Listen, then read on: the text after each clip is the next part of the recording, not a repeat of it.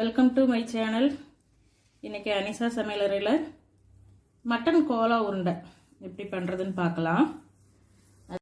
அதுக்கு நான் ஒரு 1/4 கிலோ மட்டன் வாங்கி கொஞ்சம் பெருசாகவே கொத்தி வாங்கிட்டு வந்து கழுவி எடுத்து வச்சுருக்கிறேன்.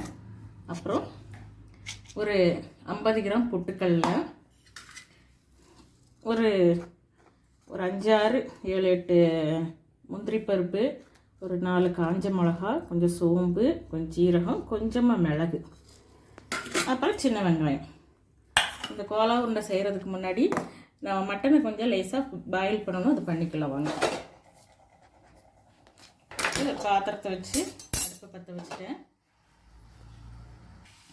பாத்திரம் வச்சு ஆயில் போட்டு ஆயில் காஞ்சிருச்சு.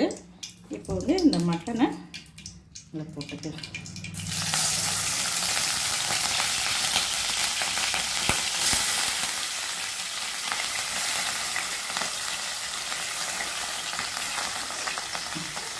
கொஞ்ச நேரம் இதில் தண்ணி வரும், இதிலே வேகட்டும். அப்புறம் நம்ம அரைச்சிக்கலாம். காயில் ஆகட்டும். அதுக்குள்ளே நம்ம இந்த பொட்டுக்கடலையெல்லாம் அரைச்சிட்டு வந்துடலாம். இதில் ஒரு ஸ்பூன் கசகசா போட்டுக்கலாம். இப்போ இந்த முந்திரி பருப்பு, வரமிளகா, மிளகு, ஜீரகம் தனியாக அரைச்சாச்சு. பொட்டுக்கடலை தனியாக அரைச்சாச்சு. அடுத்து இந்த போட்டு பாயில் பண்ணிக்கலாம். இப்போ வெங்காயத்தை இந்த மிக்ஸி ஜாரில் போட்டு ஒன்றும் பாதியமாக, ரொம்ப நைஸாக இல்லாமல் ஒன்றும் பாதியமாக இதே அரைச்சிட்டு வந்துடும். இப்போ வெங்காயத்தை அரைச்சிட்டு வந்தாச்சு. நல்லா தண்ணி விட்டு வேகுது. இந்த தண்ணியெல்லாம் வற்றினதுக்கப்புறம் ஆற வச்சு இதையும் அரைச்சிக்கலாம். இப்போ இந்த மட்டனில் கொஞ்சம் இஞ்சி பூண்டு பேஸ்ட்டு இந்த அளவுக்கு போட்டுக்குங்க.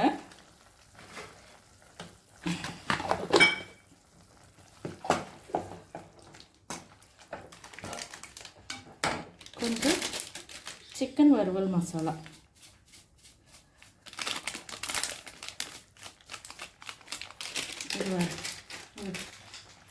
கொஞ்சமாக மிளகாய்த்தூள். நம்ம ஏற்கனவே வரமிளகாய் போட்டு அரைச்சிருக்கோம். உங்கள் காரத்துக்கு தேவையானாலும் போட்டுக்கு நான் இவ்வளோ போடுறேன்.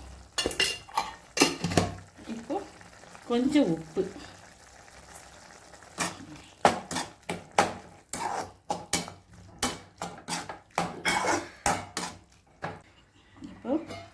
மட்டனை நல்லா பாயில் ஆயிடுச்சு.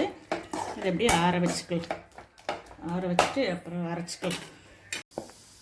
மட்டன் நல்லா ஆறிடுச்சு. இப்போ இதை வந்து 2 டைமாக போட்டு அரைச்சி எடுத்துக்கலாம். அரைச்சிட்டு வந்துட்டேன். இப்போ இதை ஒரு ஓரமாக வச்சுட்டு நம்ம மிச்சம் இருக்கிறதையும் இப்படி அரைச்சிட்டு வந்துடலாம்.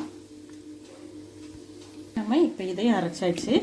இந்த மட்டன் வதக்கின பாத்திரத்துலேயே எல்லாத்தையும் போட்டாச்சு. இப்போ நம்ம அரைச்சி வச்ச வெங்காயத்தை போட்டுக்கலாம். பொட்டுக்கடலை மாவு, இந்த மசாலா எல்லாத்தையும் உள்ளே போட்டுக்கலாம். இன்னும் கொஞ்சம் இஞ்சி பூண்டு பேஸ்ட்டு போட்டுக்கலாம். பிசைஞ்சிட்டு அப்புறம் உப்பு காரமெல்லாம் செக் பண்ணிக்கோங்க. நல்லா பிசைஞ்சாச்சு. இனி சின்ன சின்ன உருண்டைகளாக போட்டு எண்ணெயில் பொரித்து எடுக்க வேண்டியதான். நான் பொரிக்கும்போது காட்டுறேன். இந்த மாதிரி உருண்டை போட்டு எடுத்து வச்சுருக்கேன். இப்போ எண்ணெய் காய வச்சுருக்கிறேன், பொரிச்சுக்கலாம்.